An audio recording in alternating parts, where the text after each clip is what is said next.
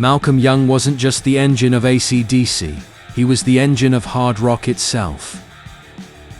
No flash, no ego, no wasted notes. While the spotlight chased louder personalities, Malcolm stood slightly in the shadows, locking into a groove so tight it could power a city. His rhythm guitar didn't just support the songs, it drove them, turning raw blues riffs into stadium-shaking anthems. Hello, and welcome to the Church of Rock and Roll, where we celebrate rock legends and artists who have left us. Every crunch of his Gretsch was precision and menace, the secret weapon behind Back in Black, Highway to Hell, and half the DNA of rock and roll swagger. Malcolm proved that rhythm guitar could be just as iconic as any solo, and that sometimes the quietest guy on stage is the one holding the whole thing together. Malcolm Mitchell Young was born on January 6, 1953 in Glasgow, Scotland. The Big Freeze of 1963 was one of the worst winters on record in Scotland, with snow 8 feet deep.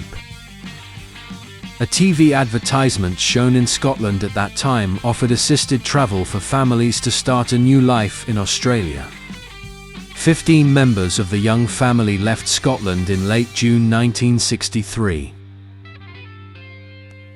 Malcolm Young later detailed the family's musical background as follows.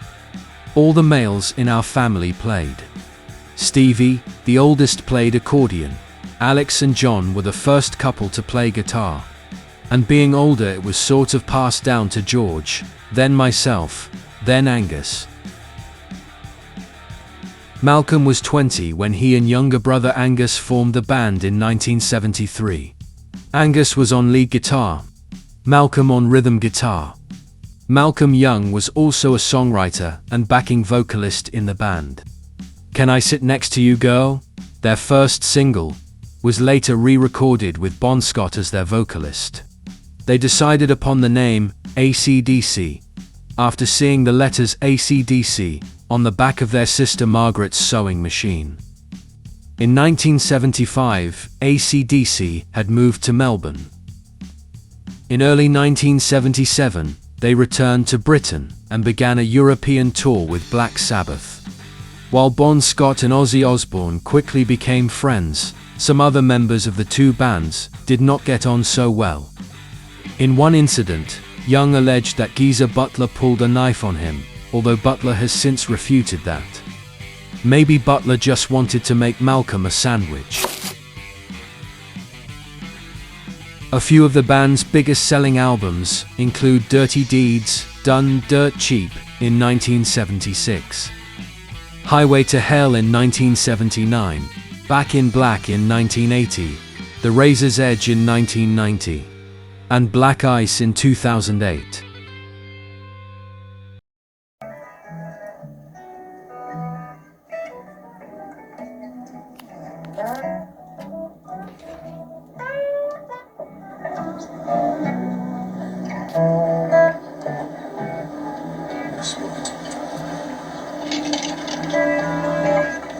So you in tune, Brian?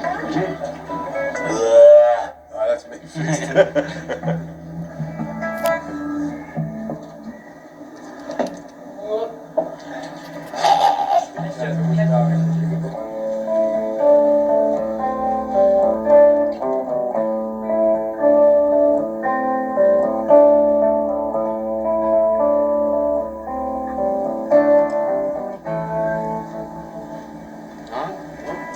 Thanks. Thanks. There's very few rock and roll bands. There's rock bands, there's sort of metal, there's whatever, but there's no rock and roll bands. There's the Stones in us. And their sound's completely different to us. So we really aim, in an area that's going back in time with the sounds, still what the old analog sounds, So we try to even keep that, and the sounds are bigger than digital. What's the difference between rock bands and rock and roll bands? Well, rock bands don't really swing. Rock and roll has a swing, know, like, yeah, you've got your hi-hats, you know, a lot of rock's not got that swing in the hi-hat, it's more, becomes stiff. They don't understand the feel, the movement, you know, the jungle of it all, it's a feeling. You need to entertain as well as music in a live situation, otherwise people can see it once, and next time we saw it, we've got the record, who cares, you know? But ACDC, some concerts can be, because of what Angus does on the show on that night, or Brian, there's lots of, you know, it's just that performance, and they come in, well, something's going to happen on that stage tonight. They always know that, and that's what I think it is, that personality the two up front, as well as a really good band and good writing and determined never to change what we do. It's just to never change it. It's what we always wanted to do. So you don't go do something you've always wanted to do, and 25 years later you say it's time for a change. I still, you know, it's like we look at each other, you know, he knows what I bring to the table and I know what he brings. Yeah. So, you know, I still look to see, you know, like, I mean, even when I've worked with people, you know, good other people, even like Mutt Lang, who's very prominent in the world of music as a producer and stuff, you know, even when he said to me, that's a great piece of guitar there, you know, I had to ask, I was saying, I'm not worried what he said, I'm worried what Malcolm says, you know, so, you know, if Malcolm went, yeah, that's good, you know, then I knew that it was something there, because he knows your talent better. He's worked with you all the years, and he knows when you're faking it and when you're really doing it. In 1988, Malcolm sought treatment for alcoholism.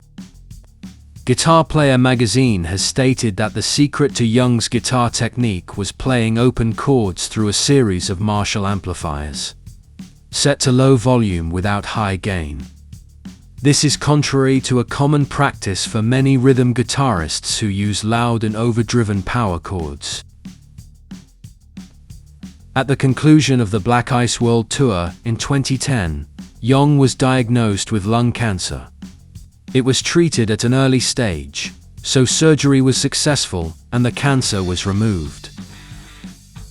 He also had an unspecified heart problem and a pacemaker.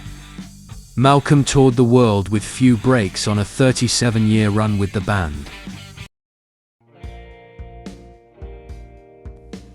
On September 26, 2014, the Sydney Morning Herald reported that Young had been diagnosed with dementia and had been admitted to a nursing home where he could receive full-time care. In subsequent interviews, Angus stated that his brother had been experiencing lapses in memory and concentration before the Black Ice project and had been receiving treatment during the Black Ice World Tour, which ended in 2010. Angus also stated that Malcolm was rehearsing ACDC songs repeatedly before every concert just to remember how they went. He added that ACDC would continue according to his brother's wishes and standards. Young died from dementia on November 18, 2017, at the age of 64, at Loworth House in Elizabeth Bay. His funeral was held at St. Mary's Cathedral in Sydney on November 28. Young's elder brother George had died a few weeks before him. In 2023, Rolling Stone named Young and his younger brother, Angus, the 38th best guitarists of all time. Malcolm Young's passing felt like the quiet loss behind a very loud thunder. He wasn't the one out front soaking up the spotlight, but he was the engine. The unshakable heartbeat of ACDC. His rhythm guitar didn't beg for attention. It commanded it through discipline, restraint, and pure unstoppable groove. Every chord was locked in, every riff built to last, like rock and roll carved in stone. If you enjoyed this video, please give us a thumbs up and consider subscribing. I think the hardest part was not so much in passing, because that was a kind of end, you know, the relief. I think the worst part's the decline. You know? That's the hard part, because of how you knew him, and then to see that was gone, you know. But he was, I would say, even to the end, he was still, if I was there, he had from here to here, he had a big smile. And I think that was probably the, you know, well, for me, that always gave me a kind of joy, even though he was in that state. That was always the joy of it. And he still got a great kick if I played him guitar. Did he? Yeah. He would, you know, try to tap his foot, you know, but he always knew I was there. So that was a big thing, and I was with him at, you know, towards the end, so. What made Malcolm special wasn't flash. It was feel. He understood that power lives in simplicity, that a song doesn't need to shout if it knows exactly who it is. His playing gave generations a soundtrack for rebellion, grief, joy, and survival. You could strip ACDC down to drums and Malcolm's guitar and still know exactly who you were listening to.